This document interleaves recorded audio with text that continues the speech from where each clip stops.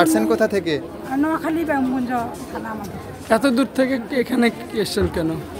বললাম না যে ওখানে এসে একজন আত্মীয় বাসায় উঠলাম, উঠার পরে পরে প্রতিদিন জানা আসা যায়, সেজন্যই মানে এখান থেকে আসি। কোন বিষয়টা সবচেয়ে বেশি খারাপ লাগলো যে জন্য এখানে চলে আসলেন এত দূর থেকে?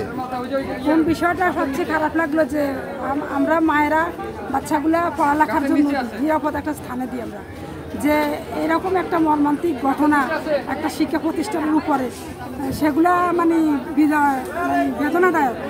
আমি যখন শুনলাম যে দুর্ঘটনাটা হয়েছে, পরের দিনে আমি এই যে মোবাইলে দেখলাম, টিভিতে দেখলাম, খবর দেখলাম, দেখার পরে মানে নিজের বিবেকটা একটু মানে অনেকটা নাড়া দিল যে সচক্ষে দেখলে অথবা ভালো হতো বা কিছু করতে পারলে।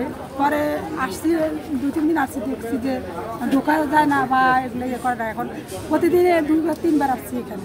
এরকম একটা ঘটনা দেখে তো আমরা অভিভাবক, আমরা সবসময় আতঙ্কে থাকি যে এরকম একটা দুর্ঘটনা যেন আর কোথাও যেন না হয়, আমরা যেন কোনো মায়েরা যেন না কানতে হয়। এরকম দেখে প্রত্যেকটা পরিবারের জন্য আমরা সুখ প্রকাশ করতেছি, সুখটাই প্রকাশ করতে পারবো, আমরা তো আর কিছু করতে পারবো। সবার জন্য দোয়া করি যে সবাই যেন আপনার এই সুখগুলা।